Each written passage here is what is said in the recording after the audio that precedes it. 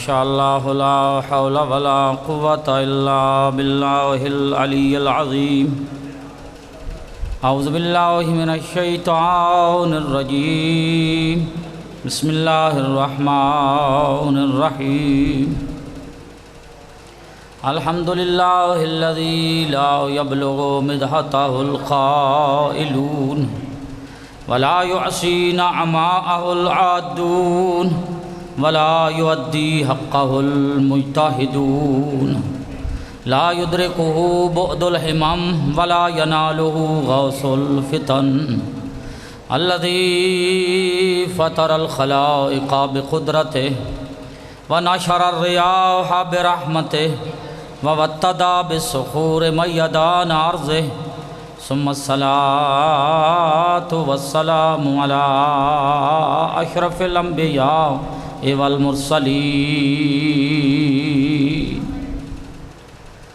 ثم الصلاة والسلام على آل بیت الطیبین الطاہرین المعصومین لعنت اللہ علی اعدائہم وغاصب حقوقہم ومنکر فضائلہم اجمعین اما بعد فقد قال امامنا الصادق علیہ السلام انی احب تلک المجالس احیو امرنا رحم اللہ من احیا امرنا صلوات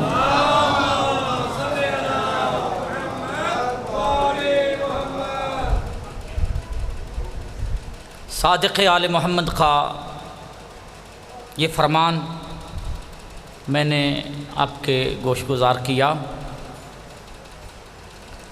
اقلیم امامت کے چھٹے تاجدار فرما رہے ہیں کہ مجھے یہ مجالس پسند ہیں، انی احب تلک المجالس، مجھے ان مجالس سے محبت ہے۔ احیو امرنا صیغہ امر ہے، فرما رہے ہیں مومنین کو خطاب کرتے ہوئے، اپنے چاہنے والوں سے خطاب کرتے ہوئے فرما رہے ہیں کہ ہمارے ذکر کو، ہمارے امر کو زندہ رکھو۔ اب لفظ امر جو ہے وہ عام ہے، یعنی ہماری سیرت کو زندہ رکھو، ہمارے فضائل کو زندہ رکھو، ہمارے مصائب کو زندہ رکھو، ہمارے ذکر کو زندہ رکھو۔ اور اگلا کلمہ جو ہے وہ دعائیہ انداز میں ہے۔ ہمارے چھٹے امام ان لوگوں کے لیے دعا فرما رہے ہیں جو صف ماتم بچھاتے ہیں۔ فرمایا رحم اللہ من احیا امرنا، خدا بند عالم اس بندے کے اوپر رحم فرمائے جس نے ہمارے امر کو زندہ کیا۔ مجھے موضوع دیا گیا ہے فلسفہ عزاداری۔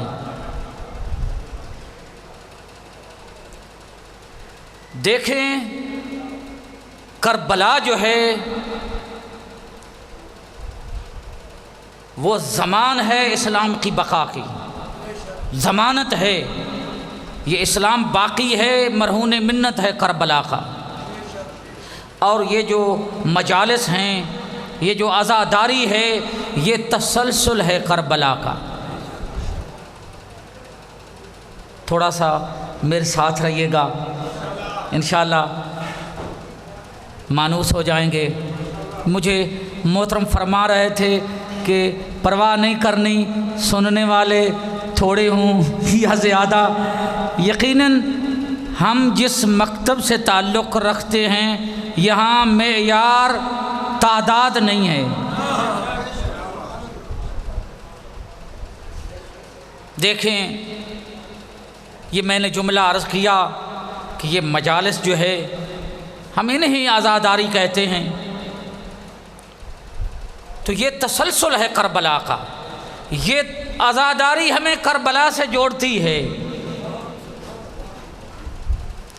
کربلا ایک معنی کا سمندر ہے، مشعل راہ ہے،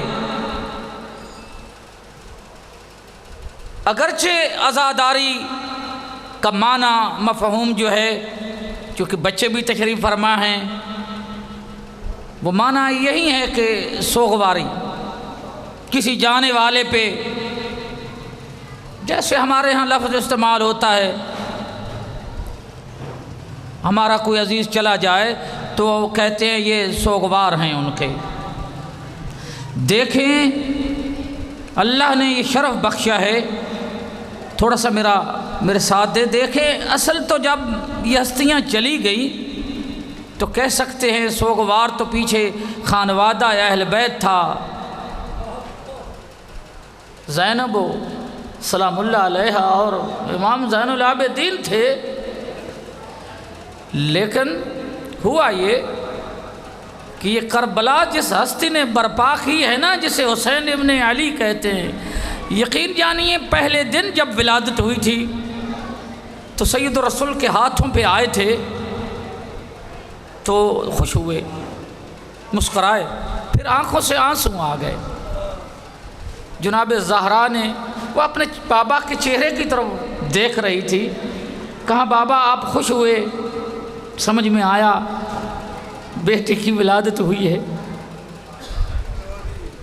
رونے کی سمجھ نہیں آئی کہ بچے میں نقص ہے، فرمایا نقص نہیں ہے، کسی بات کو دیکھ کر آنکھوں سے آنسو آ گئے ہیں۔ پوچھا کیا بات ہے؟ کہا میرے اس بیٹے کو 3 دن کا پیاسا میری امت ذبح کر دے گی۔ خدا آپ کی آہ کو قبول کرے۔ میں صاحب ابھی نہیں پڑھنا چاہتا، مجلس پڑھوں گا کہ عزاداری کے موضوع کو ٹچ دیتے ہوئے تو بی بی نے پوچھا بابا اس وقت آپ ہوں گے؟ فرمایا میں نہیں ہوں۔ فرمایا ان کا بابا علی ہوگا؟ فرمایا وہ بھی نہیں ہوں گے۔ ان کا بھائی حسن ہوگا؟ وہ بھی، میں ہوں گی؟ آپ بھی نہیں ہوں گے۔ تو فوراً بی بی نے کہا ہے میرے بیٹے پہ روئے گا کون؟ کہا اللہ ایک امت پیدا کرے گا جس کے جوان میرے بیٹے کے جوانوں کو روئیں گے، جن کی عورتیں ہماری عورتوں پہ روئیں گی۔ تو اس وقت سے لے کر عزادار کسی پہ غم کرنے والا، لیکن عزاداری سید الشہداء یعنی سید الشہداء کا غم منانے والے۔ ہوا یہ کہ واقعہ کربلا کے بعد خود ائمہ اطہار نے اس عزاداری سید الشہداء کو مجالس برپا کر کے اس کو پورے دین کی تبلیغ کا ذریعہ بنایا۔ امام صادق علیہ السلام یہی چھٹے امام،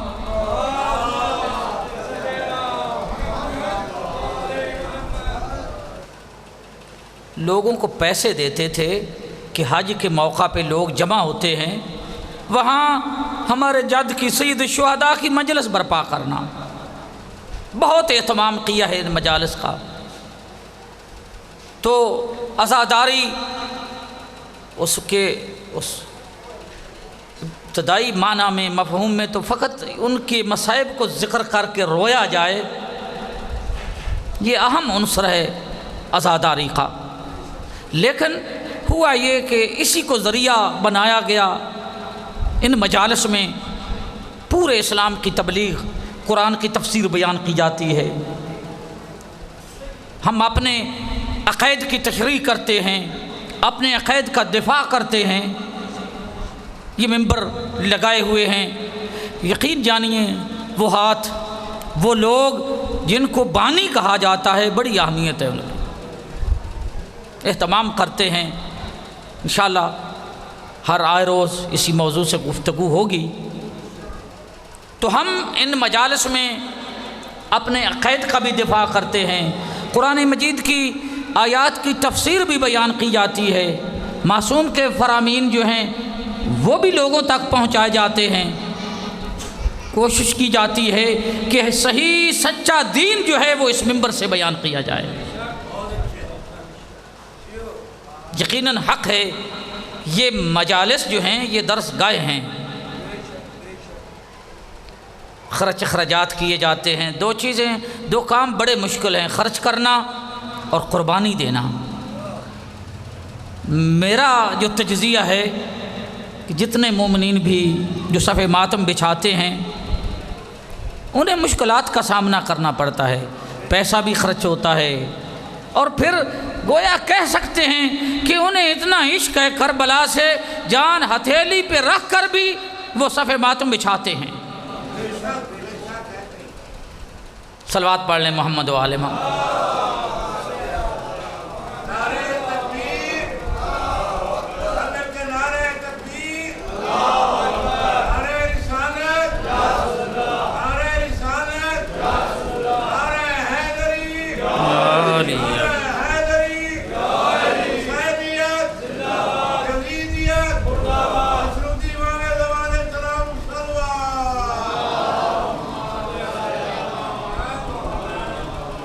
یہ ہمارا عام عنوان ہے جو میں نے امام کا فرمان آپ کے گوش گزار کیا کہ رحم اللہ من احیا امرنا۔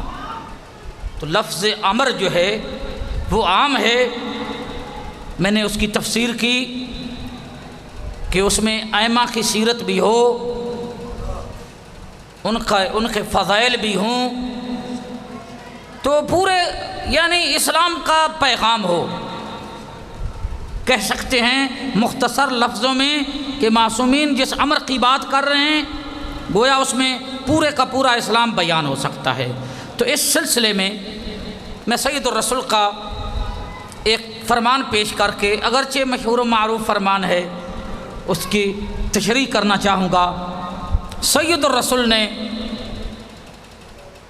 حجۃ الوداع کے موقع پہ یہ فرمان امت کو گویا ضمانت دی ہے کہ وہ گمراہی سے بچ جائیں۔ فرمایا انی تارق فیکم الثقلین کتاب اللہ و اطرتی اہل بیتی ما ان تمسکتم بہما لن تضلوا بعدی ابدا ولن یفترقا حتی یرد علی الحوض۔ یہ فرمان آپ نے سنا ہوا ہے، مانوس ہیں آپ کی سماعت اس فرمان سے۔ یقیناً کچھ فرامین ایسے ہیں بار بار پڑھے جائیں تو بچوں کو یاد ہو جاتے ہیں۔ یہ جو فرمان ہے سید الرسول کا، صلوات پڑھ لے محمد و آل محمد پہ، مولانا صاحب یاد ہے، سلامت ہے، بسم اللہ۔ یہ جو فرمان ہے سید الرسول کا، یقین جانیے معانی کا سمندر آپ نے اندر لیے ہوئے ہے۔ فرمایا انی تارق فیکم الثقلین، میں تم میں دو چیزیں چھوڑے جا رہا ہوں۔ فرمان کا سیاق یہ بتا رہا ہے کہ حضرت نے اپنی زندگی کے آخری حصے میں یہ الفاظ بیان کیے ہیں، گویا امت کو چھوڑنے والے ہیں۔ فرما رہے ہیں انی تارکن، میں چھوڑے جا رہا ہوں۔ اس لفظ تارک میں یہ بھی ہے کہ رسول اللہ فرما رہے ہیں کہ یہ دو چیزیں جو ہیں نا، قرآن اور اہل بیت، ان کو میں نے بنایا نہیں ہے، میں دو چیزیں چھوڑے جا رہا ہوں، ایک اللہ کی کتاب اور دوسری میری اہل بیت۔ رسول اللہ چھوڑے جا رہے ہیں، یہاں جاعل کا لفظ نہیں ہے، نہ قرآن کو اللہ کے رسول بنانے والے ہیں، نہ ہی اہل بیت کو اپنی مرضی سے چھوڑے جا رہے ہیں۔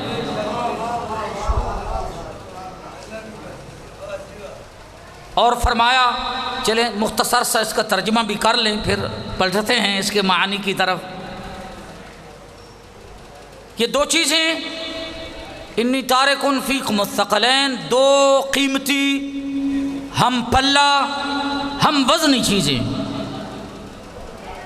جس طرح ترازو کے دو پلڑے ہوتے ہیں نا، قرآن اور اہل بیت ترازو کے پلڑے، دو پلڑوں کی طرح۔ یہ دو چیزیں فرما رہے ہیں کہ ایک ساتھ رہیں گی، جدا نہیں ہوں گی۔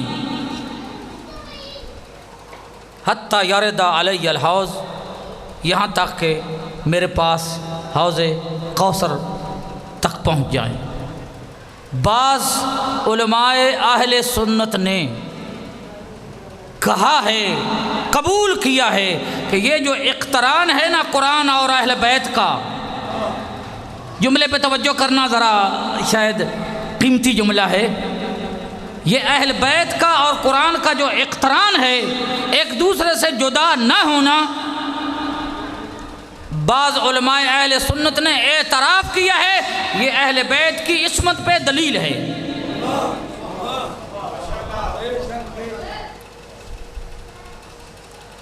فرمایا کہ دو چیزیں چھوڑے جا رہا ہوں، آیت کے اس حدیث کے الفاظ بتا رہے ہیں کہ گمراہی کا خطرہ ہے، گمراہی کا خطرہ ہے، اور اس فرمان کے جو مخاطبین تھے وہ کون لوگ تھے جن سے رسول اللہ خطاب فرما رہے تھے؟ وہ صحابہ کرام تھے۔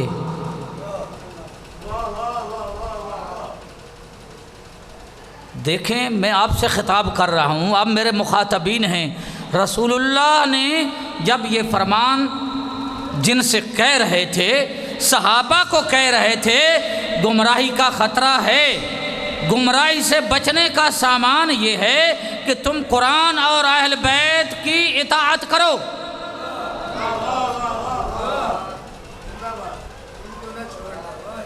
تو ہم عرض کریں گے بہت آہستہ انداز میں، کوئی خطابانہ نظام نہیں ہے، عمدہ یہ کہ آپ کو بات سمجھا سکے۔ تو دیکھیں ابتدا سے ہی رسول اللہ کے جانے کے بعد مسلمان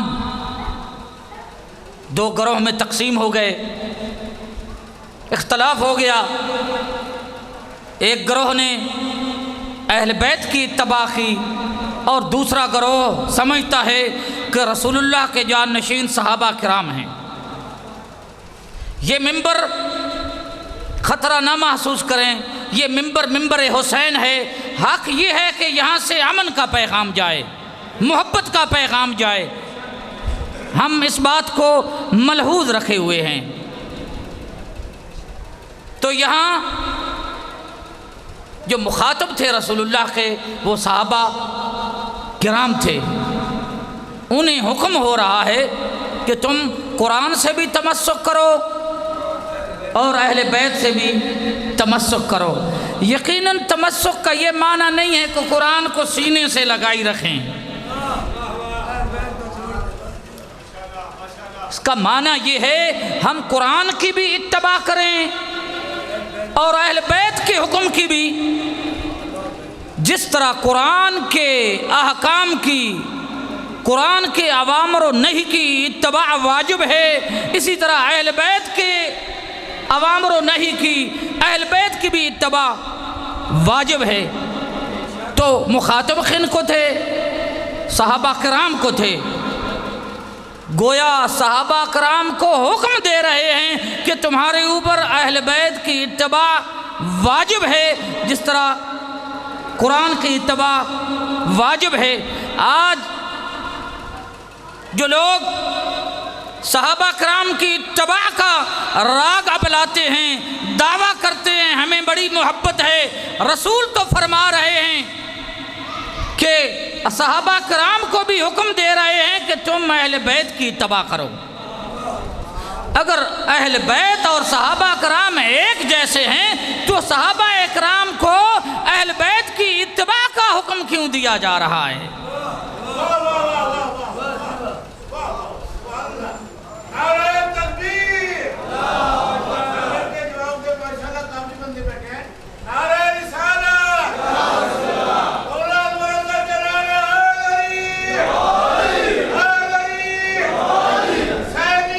زندہ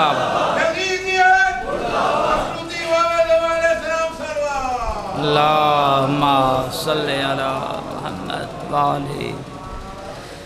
دیکھیں سید رسول نے فرمایا انی تارکن فیکم الثقلین، یہ جو ثقلین کا لفظ ہے، بھائی میرے ساتھ دیں، اب اگر یہ لفظ نہ بھی ہوتا، ایسے کہہ دیا جاتا، رسول اللہ فرما دیتے کہ تم میں دو چیزیں چھوڑے جا رہا ہوں، انی تارکن کتاب اللہ و عطرتی اہل بیتی، کہ تم میں اللہ کی کتاب چھوڑے جا رہا ہوں اور اپنی اہل بیت چھوڑے جا رہا ہوں، تو بات تو پہنچ جاتی، مطلب تو پہنچ جاتا، دو چیزیں چھوڑے جا رہے تھے نا، تو یہ ثقلین کا لفظ کیوں کہا؟ کیا ضرورت تھی لفظ ثقلین کی؟ آواز آئے گی کہ یہ اس رسول کی زبان سے کلمات نکلے ہیں جو وحی کے بغیر نہیں بولتا۔ ثقلین ابھی میں نے معنی کیا کہ دو قیمتی اور وزنی ہم پلہ چیزیں۔ دیکھیں اب پرانے زمانے کا ترازو تو ختم ہو گیا ہے، اب بچوں کے لیے تو شاید اس کا تصور نہ ہو، وہ ترازو جو ہوتا تھا اس کے درمیان میں ایک کیل ہوتا تھا، وہ اس کو ترازو کا قبلہ کہہ لیں، تو قبلہ تب سیدھا ہوتا ہے جب دونوں پلڑے برابر ہوں، ورنہ ایک طرف جھکا ہوا ہوتا ہے۔ گویا رسول اللہ مخاطبین کو یہ کہہ رہے ہیں کہ جب تک قرآن اور اہل بیت دونوں کا دامن ہاتھ میں نہیں ہوگا، تمہارے دین کا قبلہ سیدھا نہیں ہو سکے گا۔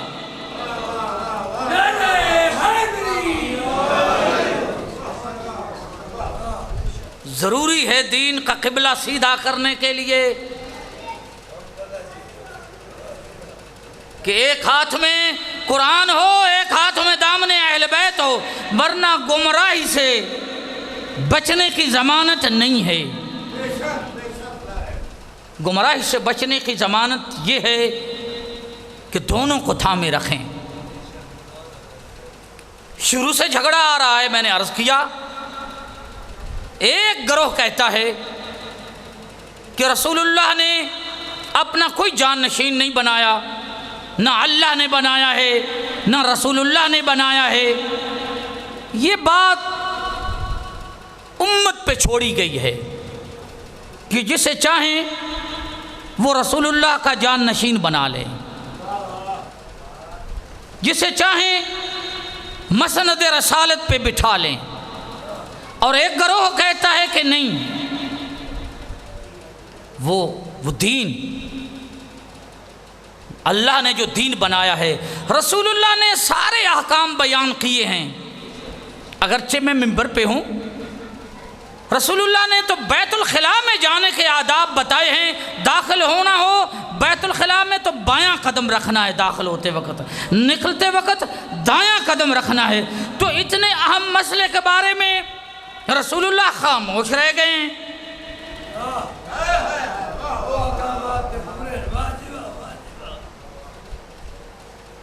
تو ایک گروہ یہ کہتا ہے کہ اللہ نے اور نہ ہی رسول اللہ نے کوئی اپنا جانشین نہیں بنایا، لذا مسلمانوں کو اختیار ہے، جسے چاہیں وہ رسول اللہ کا جانشین بنا لیں۔ اور ایک گروہ کہتا ہے کہ نہیں، اللہ نے بھی بنایا ہے، رسول اللہ نے اعلان کیا ہے، بنایا نہیں ہے۔ اللہ نے بھی بنایا ہے۔ مجھے انشاءاللہ، میں نے یہ جملہ کہا، انشاءاللہ ہم محبت کے دائی ہیں، امن کے دائی ہیں، ہم جو اسلام ہے وہ تو بیان کریں گے، ضرور بیان کریں گے، ٹھیک ہے نا، لیکن ہم انشاءاللہ کسی پہ ہجوم نہیں کرتے، آپ مطمئن رہیں۔ صلوات پڑھ لیں محمد و آل محمد پہ۔ آپ کی بوریت نہیں ٹوٹ رہی، میں تھوڑا سا محسوس کر رہا ہوں، ہمیں کسی کو چھیڑنے کی کیا ضرورت ہے؟ ہمارے جن ہستیوں کو ہم مانتے ہیں ان کے تو فضائل اتنے فضائل ہیں اب میں نے کہا ایک فضائل کا جملہ آپ کو دوں، خاموشی بھی نہیں ٹوٹ رہی، اب ماشاءاللہ توجہ سے سن رہے ہیں، میں ایک ایک چہرے کو دیکھ رہا ہوں۔ ہم ان ہستیوں کے ماننے والے ہیں جن کے بارے سید الرسول فرماتے ہیں لو کان البحار مدادا والاشجار اقلاما الجن والانس قطابا والملائکۃ حسابا ما احصوا فضائل علی ابن ابی طالب۔ اگر دنیا کے دریا سیاہیاں بن جائیں، دنیا کے درخت کلمے بن جائیں، ملائکہ لکھنے والے ہوں، جن و انس حساب کرنے والے ہوں، دنیا کے درخت کلمے بن کر ٹوٹ جائیں، ختم ہو جائیں، دنیا کے دریا سیاہیاں بن کر ختم ہو جائیں، ما احصوا فضائل علی ابن ابی طالب، وہ فضائل علی کا شمار ہی نہیں کر سکتے۔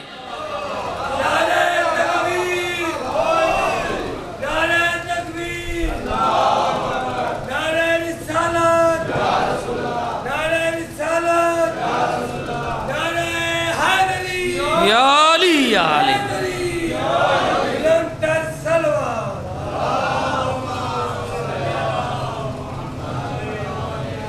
تو ہم اب فکر نہ کریں، مجھے اپنے کلمات کا بڑا وزن ہے، اب میری باتیں انشاءاللہ مانوس ہو جائیں گے۔ تو ایک گروہ کہتا ہے بھائی جو نظریات پہ گفتگو ہوتی ہے وہ چلتی ہے، چلانی چاہیے۔ تو ہم دیکھیں عجیب بات ہے، ان کے بھائی توجہ میری طرف توجہ کریں گے تو آپ کو جملہ سمجھا سکوں گا۔ دیکھیں جن کا نظریہ یہ ہے وہ کہتے ہیں، ان کا ایک اور نظریہ بھی ہے، کہتے ہیں جو کام نہ اللہ نے کیا ہو نہ رسول نے کیا ہو وہ کام کرنا بدعت ہے۔ جو کام اللہ نے نہ کیا ہو، اللہ نے حکم نہ دیا ہو، رسول نے نہ کیا ہو، تو ان کے ہاں، اس نظریے والوں کے ہاں تو وہ کام بدعت ہے۔ بھائی تمہیں تو پھر حق ہی نہیں پہنچتا۔ اور پھر میں عرض کروں گا جس کام کا اختیار اللہ نے اپنے رسول کو نہیں دیا، اپنا جان نشین بنانا یہ رسول اللہ کے اختیار میں نہیں ہے۔ جب اللہ نے یہ اختیار اپنے حبیب کو نہیں دیا تو کسی دوسرے کو کیا حق پہنچتا ہے کہ رسول کا جان نشین بنا لے؟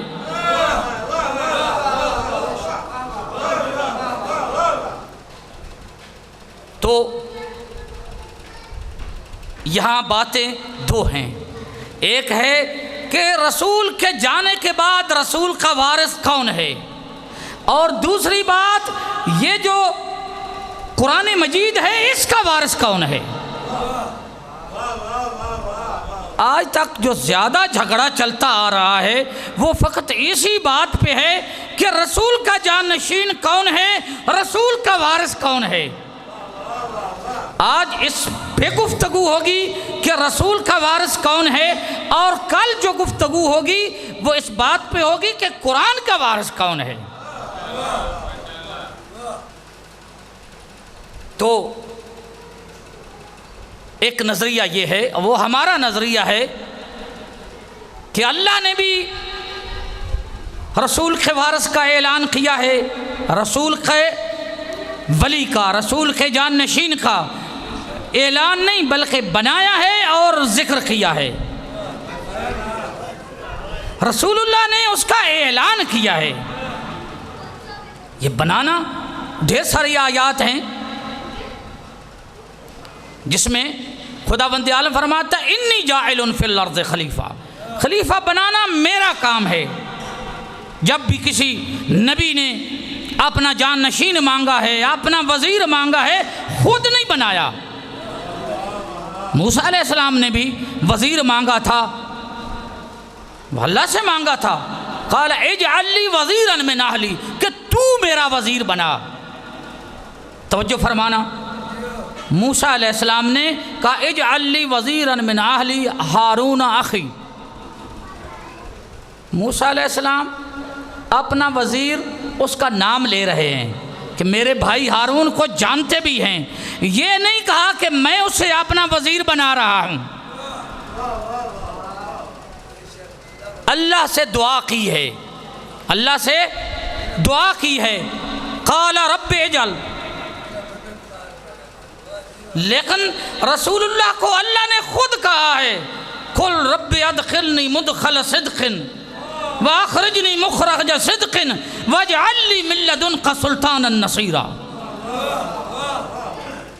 اللہ نے حکم دیا ہے اپنے حبیب کو کہ مجھ سے مددگار مانگ، اور مددگار بھی طاقتور مددگار۔ جب یہ دعا مانگی ہے مسجد نبوی میں تو اللہ نے علی جیسا مددگار عطا کیا ہے۔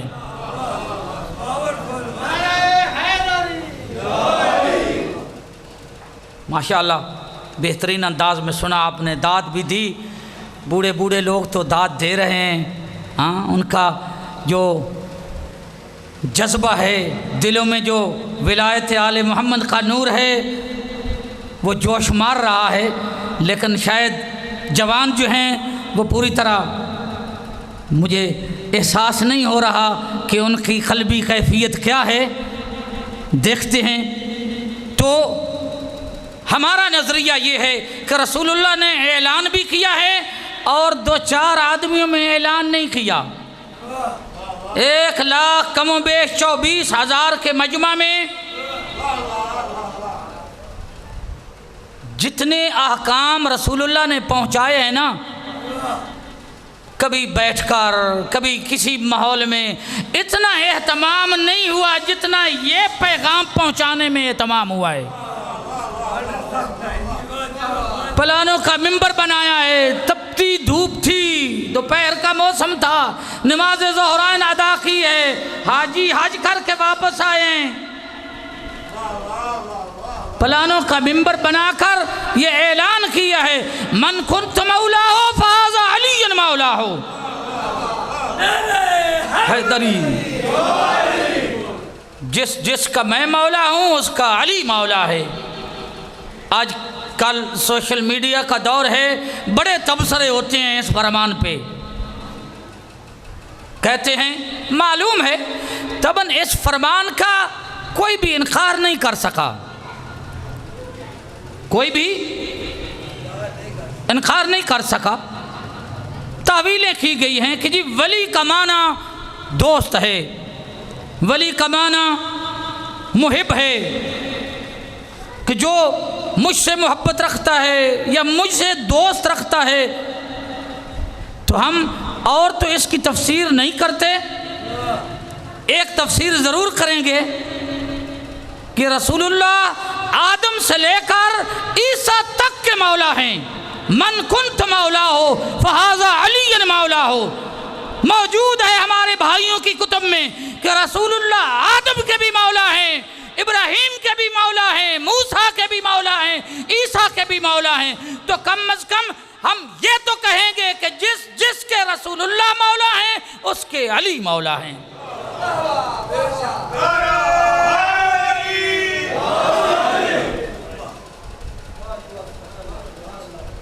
اور اللہ نے بھی اعلان کیا ہے، اللہ نے بھی ذکر کیا ہے انما ولیکم اللہ ورسولہ والذین آمنوا الذین یقیمون الصلاۃ ویؤتون الزکاۃ وہم راکعون، کہ ایک ولی اللہ ہے، اور علمی لحاظ سے یہاں واو عاطفہ ہے۔ دیکھیں 2 ولیوں کا گویا اللہ کا بھی نام آ گیا ہے، انما ولیکم اللہ، ایک ولی تمہارا اللہ ہے اور دوسرا تمہارا ولی رسول ہے۔ اگرچہ یہاں منصب ذکر ہوا ہے، شخصی نام نہیں آیا،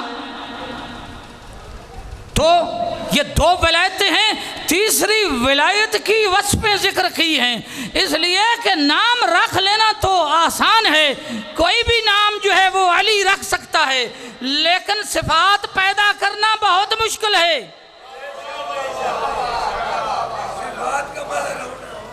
اسی لیے ایک اور آیت میں اللہ نے 3 اطاعتیں واجب کی ہیں، اطیعوا اللہ و اطیعوا الرسول و اولی الامر منکم، کہ تمہارے اوپر 3 اطاعتیں واجب ہیں، اللہ کی اطاعت واجب ہے، رسول کی اطاعت واجب ہے، اور اولی الامر کی اطاعت واجب ہے۔ آج تک ہمیں جب سوال کیا جاتا ہے یہ بات سمجھ میں آئی اللہ کی اطاعت واجب ہے، معلوم ہے اللہ رسول کی اطاعت واجب ہے، ہمیں ذرا اولی الامر بھی تو بتاؤ وہ کون ہے؟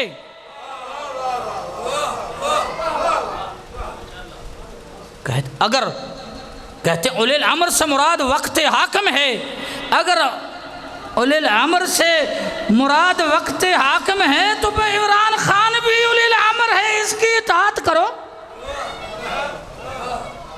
پھر بھاگتے کیوں ہو؟ ہم تو اولی الامر دیکھیں، جو اولی الامر ہوتا ہے وہ حاکم شرعی ہے، اس کے پاس حقوق دیے جائیں گے۔ دیکھیے فقط شیعہ فرقہ ہے جو اپنی زکوٰۃ حکومت کو نہیں دیتا، اس لیے کہ وہ انہیں اولی الامر نہیں مانتے۔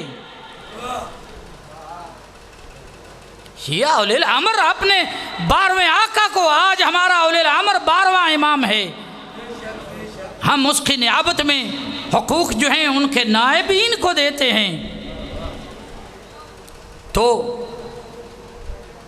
ہمارا نظریہ یہ ہے کہ اللہ نے بھی ذکر کیا ہے اور رسول اللہ نے بھی ذکر کیا ہے، اور پھر اس عقیدے کی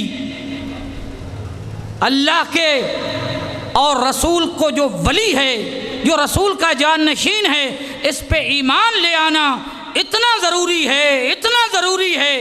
ایسے محسوس ہوتا ہے اسلام کا مطالعہ کیا جائے، چکی ہوتی تھی نا پرانے زمانے میں، اس کی ایک ہاتھی ہوتی تھی، چلاتے تھے، بوڑھے لوگ تو جانتے ہیں، جوانوں نے نہیں دیکھی، اس ہاتھی کو کہتے تھے قطب الرحا۔ اس ہاتھی کے گرد چکی گھومتی تھی۔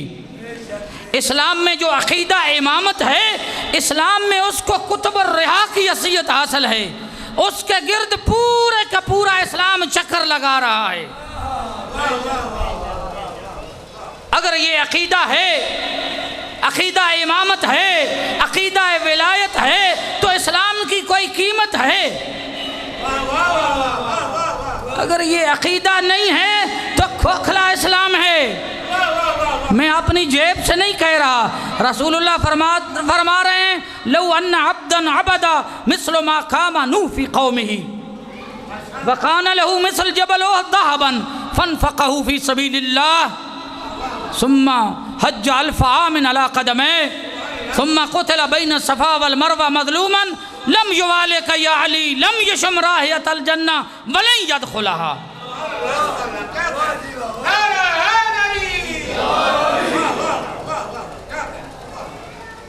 اتنی اہمیت ہے یہ فرمان جو میں نے آپ کے سامنے پیش کیا ہے، یہ کئی لفظوں میں ہے، مختلف سندوں کے ساتھ ہے۔ کبھی مولا علی کو مخاطب کرتے ہوئے رسول اللہ فرماتے ہیں، کبھی جناب ام سلمہ سے نقل ہے، ڈھیر سارے ہمارے اہل سنت بھائیوں کی کتب میں یہ فرمان موجود ہے۔ فرمایا اگر کوئی بندہ، بس ایک فرمان گوش گزار کر کے آپ کی زحمت تمام کرنے والا ہوں، فرمایا کہ اگر کسی بندے کی نوح نبی جتنی انہوں نے 950 سال تبلیغ کی تھی، مثل ما قام نوح فی قومہ، اور 950 سال عبادت کرتا رہے اور احد کے پہاڑ کے برابر سونا اللہ کی راہ میں خرچ کرے اور 1000 حج پیدل کرے، ثم حج 1000 عام علی قدمہ ثم قتل بین الصفا والمروہ مظلوما، پھر صفا اور مروہ کے درمیان مظلوم مارا جائے۔ رسول اللہ فرماتے ہیں لم یوالک یا علی، اگر تیری ولایت کا اقرار نہیں کرتا جنت جانا تو دور کی بات ہے، جنت کی خوشبو بھی نہیں سونگھ سکتا۔ نعرہ تکبیر، نعرہ تکبیر، نعرہ رسالت، نعرہ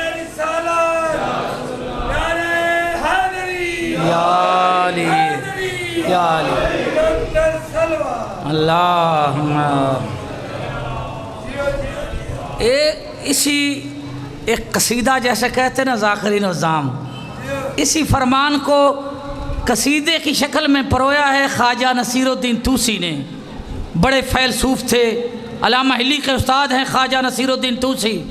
تو تھوڑا سا ماحول بنائیں تو میں آپ کو اشعار بھی نہ پیش کر دوں. تو یہ پچھلے جو ہیں ان کا جذبہ ایمانی ابھی جوش نہیں مار رہا. وہ ذاکر بھی تب قصیدہ پڑھتے ہیں سارے مل کر ایک بلند نعرہ سنائیں تو میں آپ کو پیش کر سکتا ہوں. یا علی یا علی نعرہ تکبیر، اللہ اکبر نعرہ رسالت، یا رسول اللہ کل ایمان، نعرہ کریہ. آواز بلند صلوات.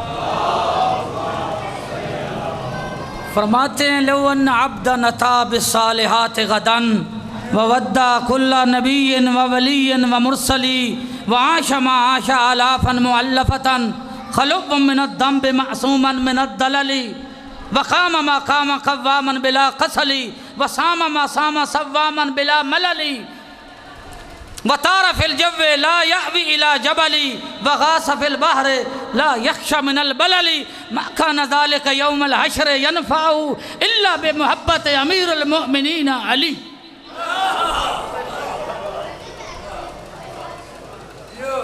خواجہ نصیر الدین طوسی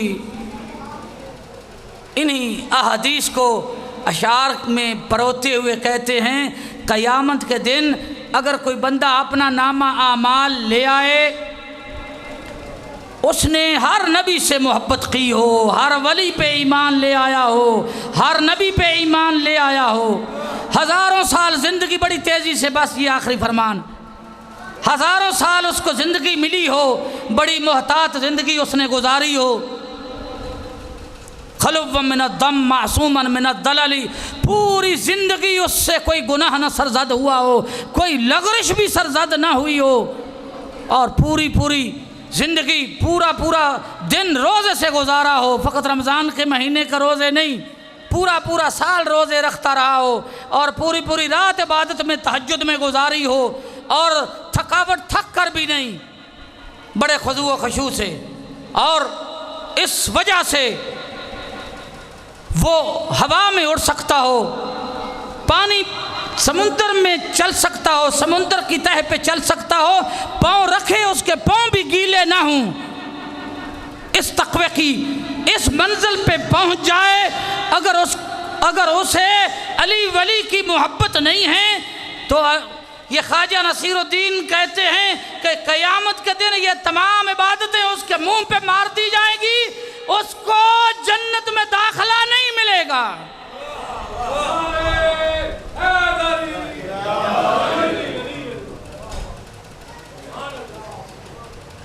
اللہ اور رسول نے تو حکم دیا تھا کہ ان ہستیوں کی پیروی کرو، ان کی اطاعت تم پہ واجب ہے، لیکن امت نے ان کو اس قدر دشمنی کی کہ 3 دن کی پیاس بچوں سمیت ان کے قتل پہ تل گئے. دیکھیں میں مختصر زیادہ مصائب نہیں پڑھتا، میں نے کچھ زیادہ پڑھ لیے ہے، سلامت رہیں. میں نے ابھی مصائب کے جملے نہیں کہے، آپ کا اتنا ربط ہے کربلا سے، آپ نے بھر لی. کربلا کے مصائب سارے بڑے مصائب ہیں، ایک سے بڑھ کر بڑی مصیبت ہے، لیکن کچھ مصیبتوں کو اہل بیت نے ہمیشہ یاد رکھا ہے، ہمیشہ یاد رکھا ہے. ان مصیبتوں میں سے ایک پیاس ہے. جب امام سید الشہداء امام زین العابدین کو ودا کر رہے تھے، اس وقت بھی اپنے بیٹے کو کہا ہے کہ ہمارے شیعوں تک پیغام پہنچانا، میری پیاس کو نہ بھولنا. یقین جانیے روایت میں ملتا ہے جب شمر ملعون سید الشہداء کو ذبح کر رہا تھا تو سید الشہداء کے منہ سے کچھ الفاظ نکل رہے تھے، ایسا ایسا اس ملعون نے کان قریب کیے ہیں تو سید الشہداء کے منہ سے آواز آ رہی تھی، بحق جدی انا عطشان، میرے نانا کی قسم میں پیاسا ہوں، وصیت کی ہے۔ اس طرح ملتا ہے جناب سکینہ جب اپنے بابا کے پاس گئی ہے تو کٹے ہوئے گلے سے آواز آ رہی تھی، یا لیتنی، شیعوں کو اپنے شیعوں کو یاد کہ یا لیتکم فی یوم عاشورہ جمیعا تنظرونی، اور آگے کہا ہے ما ان شربتم ما عذب فاذکرونی، ہمارے شیعوں کو پیغام دینا جب ٹھنڈا پانی پیو تو میری پیاس کو یاد کرنا۔ بس ایک جملہ مصائب کا دیکھیں، ہم جو لوگ کربلا گئے ہیں زیارت کے لیے، مجھے زمانہ ہو گیا ہے کربلا میں، دیکھتے ہیں زائرین جب خصوصاً جو پہلی دفعہ زائر جاتا ہے تو اس کی حالت عجیب سی ہوتی ہے، اس کی نگاہ میں کربلا کا منظر ہوتا ہے، وہ سمجھتا ہے کہ وہ جگہ ہے جہاں سید الشہداء کو ذبح کیا گیا، حسین علیہ السلام، عباس علیہ السلام کے بازو قلم ہوئے، علی اکبر قتل ہوئے، علی اصغر قتل ہوئے، تو بے ساختہ رو پڑتا ہے۔ امام زین العابدین بھی اس واقعہ کے بعد زیارت کے لیے گئے ہیں، اپنے بابا کی زیارت کے لیے۔ روایت میں ملتا ہے جب امام زین العابدین زیارت کے لیے گئے ہیں نا، یہ جو علقمی چلتی ہے کربلا کے قریب کے پاس سے، جملے پہ توجہ کرنا، رونا احساس کا رونا ہے۔ جب اس چلتی ہوئی اس علقمی کو دیکھا ہے نا امام زین العابدین نے تو اس کو مخاطب ہو کر کہا ہے انت تجری وقد قتل الحسین عطشانا، کہ تو ابھی تک بہ رہی ہے، تیرے کنارے تو میرا بابا پیاسا مارا گیا۔ الا لعنت اللہ علی قوم الظالمین وسيعلم الذين ظلموا أي منقلب ينقلبون۔